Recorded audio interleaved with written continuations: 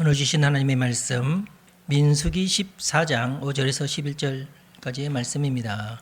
계시의 말씀을 읽을 때 하나님의 음성을 들으시기 바랍니다. 모세와 아론이 이스라엘 자손의 온 회중 앞에서 엎드린지라 그 땅을 정탐한 자 중 눈의 아들 여호수아와 여분네의 아들 갈렙이 자기들의 옷을 찢고 이스라엘 자손의 온 회중에게 말하여 이르되 우리가 두루 다니며 정탐한 땅은 심히 아름다운 땅이라. 여호와께서 우리를 기뻐하시면 우리를 그 땅으로 인도하여 들으시고 그 땅을 우리에게 주시리라. 이는 과연 젖과 꿀이 흐르는 땅이니라. 다만 여호와를 거역하지는 말라. 또 그 땅 백성을 두려워하지 말라. 그들은 우리의 먹이라. 그들의 보호자는 그들에게서 떠났고 여호와는 우리와 함께 하시느니라. 그들을 두려워하지 말라 하나 온 회중이 그들을 돌로 치려 하는데 그때에 여호와의 영광이 회막에서 이스라엘 모든 자손에게 나타나시니라. 여호와께서 모세에게 이르시되 이 백성이 어느 때까지 나를 멸시하겠느냐. 내가 그들 중에 많은 이적을 행하였으나 어느 때까지 나를 믿지 않겠느냐. 아멘. 오늘은 두 사람의 믿음이라는 제목으로 성경 이야기를 하겠습니다. 이스라엘 백성들이 출애굽한 다음에 드디어 바란 광야, 가데스 바네아라고도 하죠. 바란 광야에 이르렀는데요. 그것은 가나안 남쪽 광야 지역입니다. 모세가 그때 이제 각 지파별로 지휘관, 수령 한 사람씩 소집을 하였습니다. 지파별로 한 사람씩이니까 12명의 수령을 소집을 했어요. 물론 이제 모세가 지명한 사람도 있고 그러겠죠. 그리고 그들에게 명령을 내렸어요. 가나안 땅을 정탐하고 오라. 정탐이죠. 정탐. 가나안 땅을 유람하고 오라. 그런 뜻이 아니에요. 정탐을 해라. 정탐이라고 하는 것은 군사 용어죠.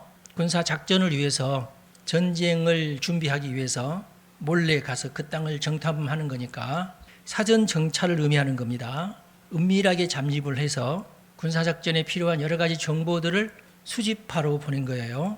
왜냐하면 이들이 이제 자기 지파들을 통솔하면서 가나안을 정복해야 될 수령들이기 때문에 미리 자기가 가야 될 땅을 가서 보면서 여기는 이렇구나. 공격하려면 이리 공격해야 되겠다. 그런 이제 머릿속에 구상을 수령들이 해야 되잖아요. 그래서 이제 수령들을 보낸 것입니다.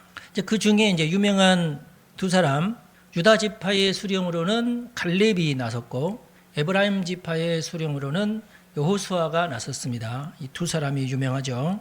그래서 40일 동안 남쪽에서부터 시작해서 북쪽 단까지 가나안 전체를 정탐을 합니다. 보통 사람이 여행을 한다 그러면은 뭐 한 일주일 천천히 갔다 와도 2주일이면 갔다 오는 그런 거리인데 40일 동안이나 한 달 넘도록 샅샅이 다 뒤졌다는 그런 뜻이에요. 그 중에 이제 가장 비옥한 땅이 에스골 골짜기였는데요. 또 이제 가장 그 탐나는 지역은 이제 헤브론 지역이었습니다. 헤브론에 성읍이 있고 그 성읍이 그렇게 살기가 좋았나 봐요. 멋있고.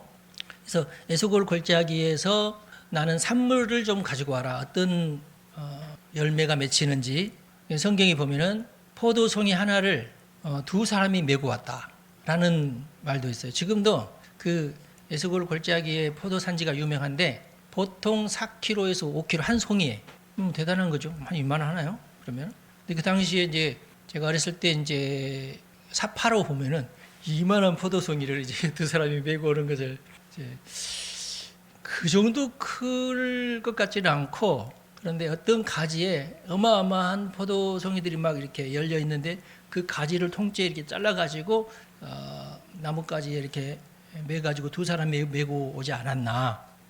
그렇게는 상상할 수 있어요. 그때 당시에는 더 컸을지도 몰라. 한 10kg, 한 송이 한 10kg 막. 그럼 10kg면은 한 사람이 들만한데 또 그 포도 송이를 들기는 힘들죠. 근데 그런 그 포도 송이가 한 두세 개 있는 그 가지를 통째로 이렇게 꺾어 가지고 이렇게 나무에 메어 가지고 두 사람이 메고 오면은 아마 또 얘기가 되는 거죠. 근데 10kg나 되는 포도 송이가 있나요? 그때 있었을지 모르죠. 지금은 한 4, 5kg 정도가 제일 큰 송이라고 그럽니다. 그런데 그 헤브론이라고 하는 남쪽 지역에 있는 헤브론 지역은 굉장히 다른 성읍보다도 탐나는 아주 비옥하기도 하고 멋있는 그런 사람 살기 정말 좋은 그런 지역인데 이미 누가 살고 있었냐면은 아낙 자손이 살고 있었어요. 아낙 자손 하면은 거인 족속입니다. 거인 족속. 요즘도 뭐 미국 축구, 미식 축구 하는 거 보면은 그 미국 사람들 크기가 뭐 우리나라 사람보다도 뭐 어마어마하죠. 한 2m 가까이 되는 사람들이 막 탱크 지나가듯이 막 굴러다니면서 서로 막 치고받고하면서 하는데 보면 진짜 익사이팅 하잖아요. 우리나라 사람들 중에 그런 경기 좋아해가지고 큰 텔레비전 사놓고 그거 막 보면서 막 환호하고 그런 사람들 많다고 제가 들었는데 여러분들 중에는 없나요? 근데 그 땅을 가장 탐낸 사람이 누구였느냐 생각해 보면 갈렙이라는 사람입니다. 근데 이 갈렙이라는 사람은 당시에 이제 유다 족속의 그러니까 수령으로 뽑힌 사람이에요. 근데 갈렙은 유다 지파의 수령이지만 사실은 그 어머니가 에서의 장자의 5번째 아들이 그니스입니다. 그 그니스 족속의 여인이었어요. 그래서 성경에는요, 그 이 갈렙을 소개를 할 때에 누구의 아들 이렇게 소개를 하지 않고 그 엄마의 아들이라고 이렇게 여분네의 아들이라 이렇게 소개를 해요. 여기 여분네가 유명한 여인이었나 봐요. 얼마나 유명했으면 아버지 이름은 제껴두고 엄마의 이름을 가지고 아버지가 일찍 돌아가셨나? 뭐 그런 것 같지는 않고 하여튼 그 엄마의 이름을 꼭 앞에 내세우면서 이 여인의 아들 갈렙 이렇게 나와요. 그렇게 볼 때에 그니스 족속 출신 이 여인이 상당히 그 좀 난 사람이지 않았나. 똑똑하고 이렇게 좀 말도 잘하고 하는 요즘 드라마에 나오는 여성분들 같이 그런 좀 기가 센 여성이지 않았나 하는 짐작을 합니다. 누가 여분네라는 이름으로 드라마를 만들면 우리나라 사람 잘 만들 텐데 족보만 봐도 어떤 그 드라마틱한 환경이 여러분 머릿속에 그려지지 않나요? 작가라면 이게 다 그려지게 돼 있는데 근데 그니스 족속 이게 이제 엘리바스 에서는 누군지 알죠? 야곱의 형 에서, 야곱의 쌍둥이 형 에서의 장자의 5째 아들이 그니스인데 이 엘리바스의 6째 아들이 아말렉이에요. 5째 아들과 6째 아들이 좀 유명해요. 그러니까 5째 아들은 오늘 말하는 갈렙 때문에 유명하고 아말렉은 악랄하기로 유명한 족속으로 또 유명하고 그래서 성경에 자주 등장하죠. 근데 이스라엘 백성 중에는 당시에 순수하게 그 야곱의 후예들 12아들들의 후예들만 살았느냐 그건 아니고 허다한 잡족들이 같이 살았다 그렇게 성경은 기록하고 있어요. 그러니까 그 여분네도 그 잡족 중에 이제 한 사람으로서 어떻게 해서 이제 이스라엘 사람들에게 이제 섞여 살게 된 여인인 거죠. 허다한 잡족이라고 그랬어요. 그러니까 출처를 알 수 없는 수많은 사람들이 그 노예 신분으로 이스라엘이 노예로 살았었잖아요. 이집트에서 그 이집트 안에 허다한 잡족들이 같이 살고 있었다 그런 뜻입니다. 그런데 그들도 같이 출애굽을 하게 됩니다. 동시대에 동지역에 살고 있었으니까 이스라엘이 막 도망 나갈 때에 야 우리도 그럼 같이 가자 하면서 막 휩쓸려 갔고 홍해도 막 같이 건넜고 막 그런 거예요. 그럴 만하죠. 그런데 이 중다한 잡족이 성경에는 그렇게 썩 긍정적으로 묘사되지는 않아요. 갈렙은 그래도 중다한 잡족에 속한 여인의 아들이지만 그래도 굉장히 긍정적으로 묘사가 되잖아요. 기타 다른 그 성경에 보면은 이 중다한 잡족들이 사실은 문제들을 일으키는 자들이다 이렇게 나와요. 오늘 또 여기 보면은 모세의 지도력에 이제 반항을 하면서 이렇게 반역을 하고 돌로 쳐서 죽여야 된다고 이렇게까지 하는 자들이 대부분 이런 중다한 잡족에 속한 자들입니다. 그러나 갈렙만큼은 모세가 인정한 너는 유다 지파의 대표가 될 만하다 하고 인정할 만한 자였어요. 그리고 믿음이 출중했습니다. 그러니까 오늘 본문에도 보듯이 갈렙이 굉장히 믿음이 아주 충실하죠. 용장이면서 용감했어요. 나중에 이제 출애굽기 말고 이제 여호수아서에 보면은 갈렙 얘기가 또 나와요. 그때까지 살아 있어요. 나이가 막 이렇게 80이 넘은 그런 나이인데 80 가까이거나 그 이후이거나 하는 그 나이 정도면은 뭐 이제 더 이상 전쟁할 수 없는 그런 나이인데도 불구하고 내가 가서 헤브론 지역을 내가 탈환하겠습니다. 흰수염 휘날리는 노인이 내가 가서 저 지역을 아니 어느 누구도 지금 접근하지 못하는, 왜냐하면 안악자손의 후예들이 거기 거인들이 바글바글 살고 있는데 늙은 노인의 힘으로 어떻게 가냐고. 그런데 정말 그 헤브론을 쳐들어가서 그 성을 자기가 접수를 해버려요. 그게 이제 여호수아서에 나오죠. 갈렙이 이제 젊을 때도 우리 쳐들어갑시다. 나는 꼭 그 헤브론 내가 먹고 싶어. 그랬는데 늙어서까지 대단한 사람이죠. 근데 이제 다른 곳에서는 안 나오는데 여호수아서 14장에 보면은 갈렙이 주장하기를 모세가 나하고 약속을 했다. 네가 원하고 네가 정복한 땅을 너에게 주겠다. 다른 사람에게는 그래 이제 유다 족속은 여기 이렇게 하면서 분배를 다 했는데 갈렙 너만큼은 네가 원하는 땅을 그리고 네가 정복하는 땅을 내가 너에게 주겠다. 그렇게 약속을 했다는 거예요. 근데 당시에 그 약속을 알고 있는 사람은 여호수아밖에 없어요. 왜냐하면은 당시에 출애굽을 한 어른으로서 애들 말고 출애굽한 어른으로서 여리고 성을 통하여서 이 가나안을 정복할 때에 살아있던 사람은 여호수아와 갈렙밖에 없어요. 두 사람밖에 없습니다. 그러니까 나머지 어른들은 40년 동안 광야 생활을 하면서 다 죽게 만들었어요. 하나님께서. 왜 죽었느냐? 오늘 이 사건, 오늘 읽은 사건, 여호수아와 갈렙만 빼고 나머지 10지파의 수령들은 부정적인 보고를 합니다. 우리는 도저히 전쟁에서 이길 수가 없다. 저 사람들 보니까 뭐 키가 어마어마하게 크고 막 장대해가지고 그 사람들이 볼 때 뭐 메뚜기 2마리가 어디서 와가지고 돌아다니네? 아마 그랬을 것이다. 우리는 반드시 진다. 우리는 가나안으로 못 들어간다. 저 모세 저놈이 우리를 꼬드겨가지고 우리를 이 광야로 지금 내몰았는데 저놈들을 다 죽이고 우리가 다시 애굽으로 돌아가서 바로 왕에게 바로 왕이시여 우리가 가다 보니까 알게 됐는데 우리가 잘못됐습니다. 우리가 다시 바로 왕의 노예가 될 테니까 우리가 원래 있던 곳에 가서 노예로 살 테니까 그렇게 해달라고 우리가 하자. 그랬어요. 얼마나 부끄러운 일이에요. 그러면서 돌멩이를 들어가지고 막 모세한테 아론, 모세, 갈렙, 모세 편에 있는 사람들한테 막 던지면서 반역을 하려고 하는데 그때 하나님께서 영광 중에 나타나시죠. 하나님도 너무 급하셨나 봐. 그러면서 하나님께서 여호수아와 갈렙 말고 어른 중에서 한 사람도 남김없이 내가 40년 동안 다 죽일 테니까 다시금 광야로 돌아가라고 그래요. 그래서 광야 40년이 시작이 되는 겁니다. 광야 40년. 저주 가운데 결국 죽어요. 자기 수명이 다해서 죽긴 죽지만은 저주 가운데 그 수명을 다하고 죽어요. 근데 갈렙은 모세하고 그런 약속을 했나 봐. 근데 그 옆에 증인으로 여호수아가 서 있었나 봐요. 그래서 모든 전쟁이 다 끝나고 나서 갈렙이 여호수아한테 얘기하죠. 여호수아는 이제 온 무리의 이제 수장이었으니까 여호수아님, 그때 모세하고 나하고 당신하고 같이 있을 때 내가 모세한테 부탁했던 것을 모세가 허락했던 것을 아시지요? 네가 밟는 땅, 네가 정복한 땅은 내가 너에게 주리라고 분명히 말씀하셨던 것을 아시지요? 여호수아가 그렇지. 40년 전 얘기인데 그래서 그래 너 어디를 정복하고 싶어서 그러냐?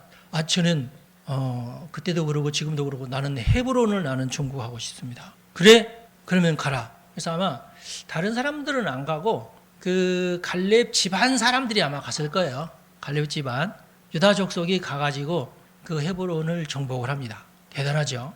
여러분 갈렙을 우리가 본받아야 됩니다. 갈렙 외에 어떤 족속도 그 헤브론 땅 그렇게 좋고 멋있는 땅인데도 감히 나는 하면서 그런 야망을 품지를 못해요. 그러나 갈렙은 용감하게 그 땅에 쳐들어가서 그 비옥한 땅을 차지했습니다. 갈렙이 그 40년 동안 가만히 있었겠어요? 계속 정탐을 보내면서 어디에 뭐가 있는지, 누가 왕초인지, 어디로 가면은 편한지, 어떤 작전이 편한지 40년 동안 연구했을 거 아니겠어요?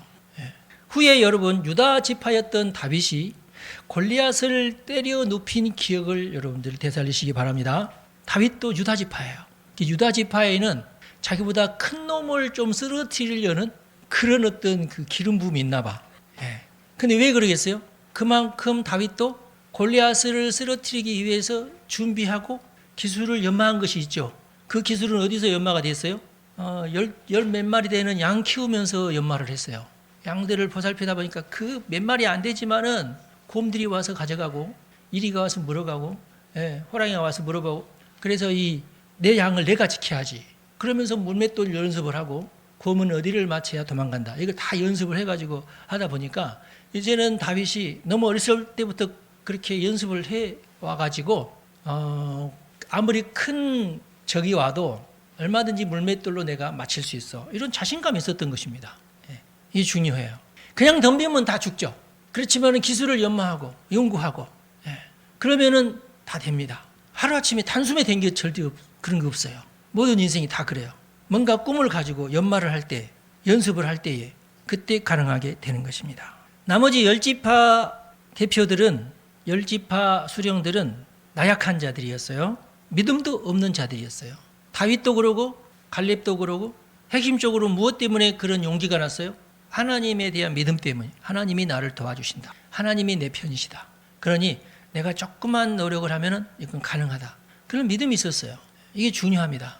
여러분, 세상의 위대한 일들은 전부 이런 식으로 이루어집니다. 그런데 나머지 10지파들은 그림 보니까 너무 좋다. 근데 나는 안 돼. 벌써부터 포기를 하고 믿음도 없어. 하나님이 나를 도와주신다는 믿음도 없어. 그러니 도전도 하지 않아. 매사에 부정적인 자들이죠. 적극적으로 나서서 정복하겠다는 강한 의지가 필요한데 그런 의지가 없어요. 뭐만 있어요? 전쟁하다가 내가 죽을지도 몰라. 그것만 있어. 두려워하는 마음밖에 없어. 특별히 이제 안악 자손을 본 후로 더욱 그랬죠. 정말 좋은 땅이고 여기서 살고 싶은데 역시 좋은 땅은 힘센 족속들이 다 차지하고 있으니까 쟤네들과 내가 싸워야 되는데 나는 못해. 이렇게 됩니다. 그러나 우리 하나님은 이스라엘 백성을 나약한 민족으로 만들고 싶지 않으셨어요. 출애굽은 이제 그렇다고 해도 출애굽은 전적으로 모세 한 사람의 믿음 때문에 다 이루어진 거 아니에요? 그 많은 기적들이 한 사람의 믿음으로. 그런데 가나안 정복은 사실은 두 사람의 믿음으로 이루어진 거예요. 여러분, 하나님의 입장에서는 뭐 몇백만 명이 필요한 게 아니에요. 사실은 하나님은 믿음의 사람 한 사람, 두 사람을 가지고도 하나님은 충분하게 모든 일을 하시는 분이시다. 내 가정 가운데 나밖에 믿음이 없는데 충분해요. 하나님은 기적의 하나님, 능력의 하나님, 작전을 짜시기 바랍니다. 근데 우리 하나님께서는 출애굽만큼은 하나님께서 10가지 재앙으로 어떻게 하시면 된다고 하나님께서 다 계획이 있으시죠. 모세 하나만 있으면 돼. 모세만 내가 하라는 대로만 하면 돼. 그런 믿음이 있었지만은, 그런 계산이 있었지만은, 이제 가나안 땅을 정복하는 것은 또 다른 문제예요. 하나님은 어떻게 생각했냐면 얘네들이 스스로 정복 전쟁을 해서 이것을 차지하도록 해야 된다. 이게 하나님이 강하셨어요. 왜냐하면 그렇게 하지 않으면 또 안 되니까. 여러분에게 하나님께서 10억을 딱 주셨다고, 오늘 10억을 딱 주셨다고 칩시다. 감당할 수 있겠습니까, 여러분? 난 감당할 수 있어요 하시는 분. 나는 뭐 한 3개월 지나면 다 털릴 것 같습니다. 안 털리려면 어떻게 해야 돼? 보이스피싱 일단 안 써가지. 고객님 해가지고. 지금도 우리나라에서요, 수백억이 털려나가고 있어요. 계속 매년. 이걸 어떻게 감당을 못해. 돈 있는 자들이요, 그 돈을 못 지켜요. 목사님, 저한테는요, 정말 있으면 저는 진짜 지킬 수 있습니다. 여러분 축복합니다. 쉬운 일이 절대 아니에요. 그래서 하나님은 우리가 강하고 담대하기를, 지혜롭기를, 능숙하기를, 훈련이 잘 되어 있기를 원하세요. 가나안 들어가는 것이 중요하지 않고 얼마나 내가 강인한지가 중요합니다. 하나님은 강인한 믿음을 요구하시고 계세요. 예나 지금이나 하나님은 강하고 담대하기를 원하십니다. 세상은요, 도전하는 자의 것입니다. 도전에는요, 용기도 필요하고 지식도 필요하고 결단력도 필요해요. 그래서 우리가 공부를 하는 거죠. 어떻게 해야 된다. 또 현장에서 부딪히면서 하는 것들이 많아요. 학교에서 배우는 것들은 사실 정말 기초적인 것밖에 못 배우잖아요. 실제적으로 현장에서 부딪혀야지 알아요. 그때 학교에서 배운 것이 조금 도움이 돼요. 먼저는 꿈을 꿔야 됩니다. 소망해야 돼요. 그걸 기도해야 돼요. 하나님, 나 정말 이렇게 하고 싶어요. 너 정말 그렇게 하고 싶어? 네, 정말 그렇게 하고 싶습니다. 너 이런 데도 하고 싶어? 그거 하려면 이거 공부해야 되겠는데요. 공부하면서 충분히 공부했으니까 이제 하고 싶습니다. 기술도 필요하죠. 관련 지식, 관련 기술, 또 연습, 인턴 다 필요하잖아요. 연구하고 연습하고 도전하면서 그 방면의 전문가가 돼야 됩니다. 그러면서 맺는 여러 가지 이제 인간관계 이런 것들을 통해서 세상을 점령해 나가는, 옛날 지금이나 다 똑같아요. 단순하게 되는 인생은 없습니다. 모든 인생이 다 그래요. 아니면은 그냥 노예로 살면 돼요. 일당 얼마 받고. 그렇죠? 제일 쉽죠? 노예로 사는 것이. 세상은 노력하는 자의 것이고 도전하는 자의 것이고 위험을 감수하는 자의 것이에요. 안전한 세상은 없어요. 예나 지금이나 똑같습니다. 자유도 공짜가 아니고 안전도 공짜가 아니에요. 스스로 벌어들이지 않으면은 사실은 자기 소유가 없어요. 모든 인생이 다 그렇습니다. 아유, 목사님, 금수저들이 얼마나 많은데요. 그럼 그렇게 생각하실 줄 알아요. 요즘 우리 매스컴이 가르치는 게 그런 거잖아요. 금수저만 됐으면 내가 이러지 않는데 다 거짓말입니다. 예. 매스컴 다 거짓말이에요. 흑수저들이 자기가 부자의 자식이 아닌 것을 한탄한데요. 여러분, 찐 부자의 자식들은요, 얼마나 열심히 공부하는지 몰라요. 예. 더 많이 공부합니다. 사실은. 그냥 여러분 주변에만 딱 정확하게 바른 눈으로 보면서 살펴보면 금방 알아요. 훈련 참 많이 합니다. 예. 경험 많이 합니다. 새로운 도전도 많이 하고요. 부자의 자식들은 그냥 그렇게 훈련되도록 자기 부모들이 가만두지 않더라고 보니까. 잠을 안 재우면서 애들을 훈련시켜요. 근데 이제 가난한 자의 자식들은 그렇게 하고 싶어도 사실은 못하죠. 그런데 하려고만 하면 또 하는 것이 세상이에요. 여러분, 부자들이 누리고 지키는 것이 절대 공짜가 아니에요. 거저가 절대 아닙니다. 만약에 아무런 준비 없이 이제 부자가 되었다. 그러면요, 주변에는요, 돈 냄새 맡는 사기꾼들이 얼마나 많은지 몰라요. 수도 없는 방법으로 그 돈을 뺏어가려고 달려드는데 못 당해냅니다. 자기가 잘 준비되어 있지 않으면 절대 못 당해내요. 돈이 있으면 사실 이제 불안해지거든요. 불안해지면은 어떡하지? 이제 나 미천을 잡았으니까 조금 더 많은 돈을 벌어야 되는데 어떡하지? 근데 나는 지식이 없네. 그럼 어떻게 해요? 그런 지식 있는 자들을 찾죠. 근데 찾아서 얘기해 보면은 이 사람한테 돈이 있구나. 근데 멍청하구나. 금방 버럭이 나요.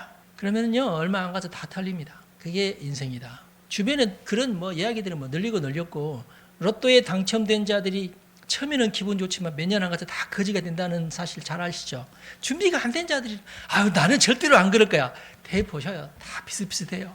절대로 인생은 준비되지 않는 자들에게 기회가 주어져봤자다.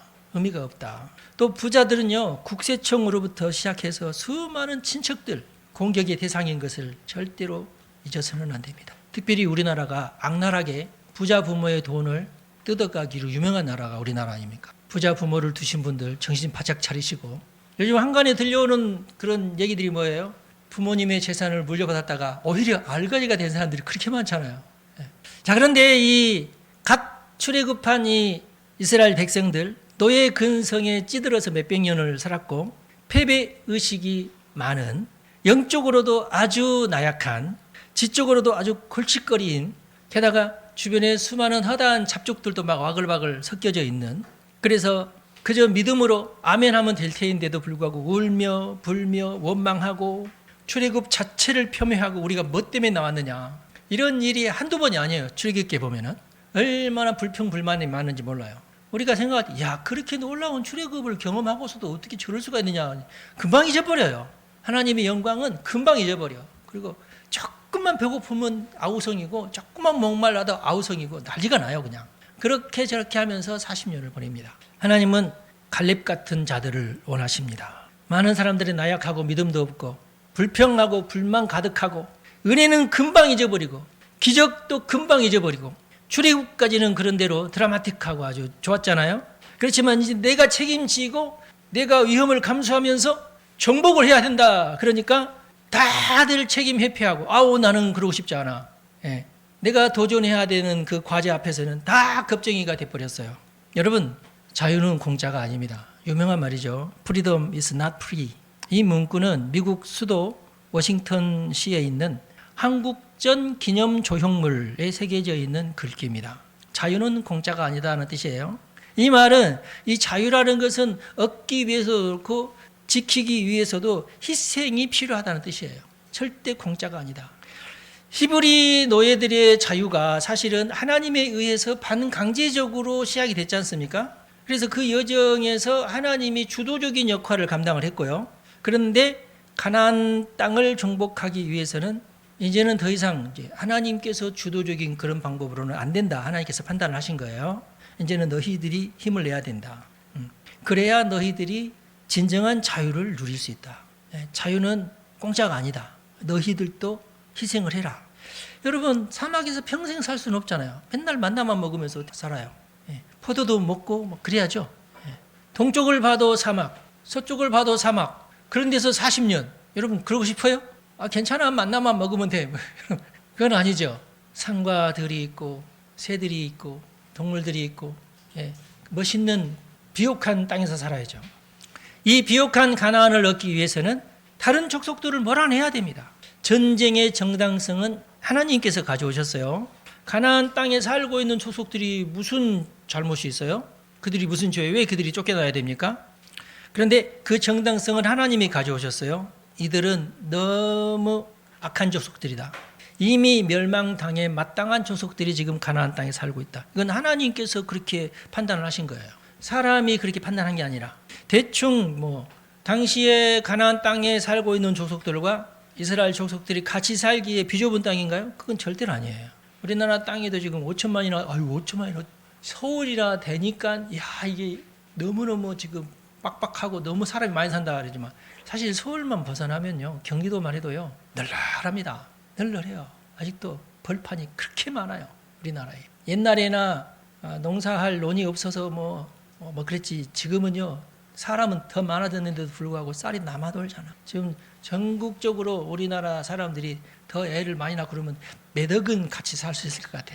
그렇게 빈 땅이 많아요. 가나안도 마찬가지입니다. 당시에 숫자로 봐서 이스라엘 사람들과 그 가나안 땅에 지금 현재 살고 있는 가나안 족속들과 같이 섞여 살아도 크게 문제되지 않아요.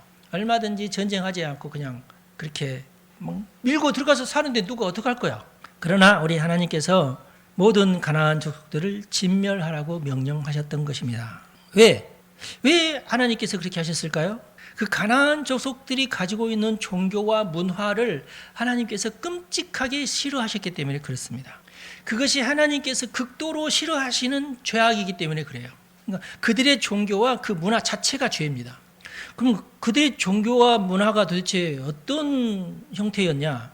보통 이제 바알신을 섬기고 아세라신을 섬기고 또는 그모스를 섬기고 그런 종교잖아요. 그게 이제 다른 종교와는 너무나 다른 그런 형태였어요. 굉장히 사악하기도 했고, 제일 첫 번째가 뭐냐면은 이제 자기 아들을 죽여서 신에게 드리는 종교거든요. 인신공양이라고 그러죠. 인신공양이 전 세계적으로도 여러 부족들이 있는데 가나안 족속들이 그 인신공양을 주로 했어요. 그러니까 그렇게 해야지 복을 받는다, 이제 그거거든요. 복 받기 위해서 자기 자식들을 죽이는 그런 인신공양. 그리고 자손을 많이 낳게 해달라고 하면서 신전에서 창녀를 운영을 했어요. 그 신전에 있는 창녀하고 관계를 맺으면은 자식들이 많아진다는 그런 거였어요. 그러니까 이게 어떻게 보면은 문화적으로도 그렇고 종교적으로 굉장히 타락하고 아주 저주받을 그런 종교였어요. 가나안 땅에 있는 거의 대부분의 족속들이 하고 있는, 물론 각각 이제 다른 형태의 예배를 드리긴 하지만은 그 모든 것들을 하나님께서 싫어하셨다. 저주받을 짓이라고 생각을 했고 그것을 싹쓸이 하시기를 하나님께서 원하셨다. 그러니 하나님 입장에서 이스라엘 사람들이 그리 들어가서 같이 그들과 섞여 살면서 그 종교에 같이 혼합되는 것을 하나님께서 좋아하셨겠어요? 이스라엘 백성들은 우리 그래도 괜찮다고 생각했을지 모르지만 하나님은 절대로 나는 절대로 이것을 허락하지 않겠다. 너희들은 나만 섬겨라. 그거였죠. 구약 성경 전체적인 그 테마 가운데 가장 핵심적인 테마가 뭐예요? 이스라엘 민족은 나만 섬겨라는 거예요. 이스라엘 민족이 왜 망했어요? 왜 북쪽 이스라엘이 망했고 왜 남쪽 유다가 망했어요? 결국은 우상 숭배 때문이에요. 그 가나안 종교들이 여전히 남아있으면서 그들을 미혹하고 해가지고 거기에 빠져들어갔죠. 그래서 북쪽도 망하고 남쪽도 다 망해가지고 포로로 끌려가기 전에 계속 예언자들로 하여금 그 악한 종교에 대해서 심판을 호소하고, 그렇지 않으려면 너네들이 빨리 돌아서야 되는데 절대 돌아서지 않았죠. 그래서 결국은 다 망하고 포로로 끌려가는데, 포로로 끌려가는 중에도 너희들은 다시 돌아오게 되는데 남은 자만 돌아온다. 그 남은 자가 누구예요? 이방 종교를 완전히 끊어버린 믿음이 남아있는 하나님께 대한 믿음이 남아있는 자만 돌아온다. 그렇게 해서 그들이 돌아와서 이스라엘을 세우죠. 다시금. 그때부터 포로에서부터 돌아온 이후로는 우상 숭배를 하지 않아요. 하나님께서는 그렇게까지 하십니다. 우상 숭배를 파멸하시기 위해서. 지금 현재 이스라엘도요, 절대 우상 숭배하지 않아요. 그러니까 포로로 돌아온 이후로 지금까지 이스라엘 민족은 우상 숭배는 안 한다. 그러니까 하나님께서 이 자신의 백성들을 어떤 식으로 다루시는지를 우리가 잘 깨달아요. 하나님은 무조건 하나님만 섬기기를 요구하신다.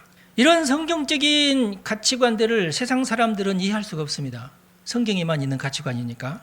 우리가 정말로 깨달아야 될 것은 뭐냐면, 이스라엘 민족이 막대기가 되어서 가나안을 쳐부셨다는 것을 깨달아야 돼요. 이게 중요합니다. 어떻게 보면 잔인한 전쟁이기도 하고 막 그렇잖아요. 그런데 하나님 편에서는 그것이 정당한 전쟁이라는 거예요. 너희들이 죽을 짓을 저질렀다는 거죠. 그리고 그들의 종교와 문화를 하나님께서 인정하지 않으시고, 하나님은 종교와 문화에도 정의가 있다고 생각을 하시는 분이시다. 어떤 종교는 정의고 어떤 종교는 정의가 아니다. 어떤 문화는 정의고 어떤 문화는 정의가 아니다. 우리 하나님께서는 그게 분명하세요. 그게 이제 성경에 나타나 있는 것입니다. 여러분, 정치에만 정의가 있는 게 아니에요. 종교와 문화에도 정의가 있다. 하나님은 그것까지 요구하신다. 그런 뜻이에요. 이런 성경적인 가치관을 세상 사람들에게 이해해달라고 요구할 수는 없어요. 그러나 우리 하나님은 죄가 많은 사람들은 저주 아래 가두신다는 것도 절대로 잊어서는 안 됩니다. 지금도 하나님께서 이 세상을 다스릴 때에 종교와 문화에 대한 정의까지 요구하시면서 종교와 문화에 대한 정의가 서지 않는 나라들은 하나님께서 저주로 내리누르시고 계신다는 것도 잘 깨달아야 돼요. 세계 지도를 놓고 보시면 그게 다 나와 있어요. 이 원칙은 성경 말씀 전체에 흐르는 변함없는 진리가 되고 있습니다. 그래서 우리 하나님은 이스라엘 민족을 통해서 거룩한 백성을 양성할 계획을 세우셨고, 믿음의 전통, 거룩의 전통을 만들려고 출애굽시키신 것이고, 이제 우리 하나님께서 이제 그 나라를 향한 중요한 첫 삽을 뜰려고 할 때에 반역이 일어나는 바람에 40년이 또 유예가 되는 그런 내용이 오늘 본문의 말씀입니다. 필수적인 조건이 이제 백성들의 믿음이에요. 그런데 온전한 믿음을 보인 자가 딱 2명밖에 없었어요.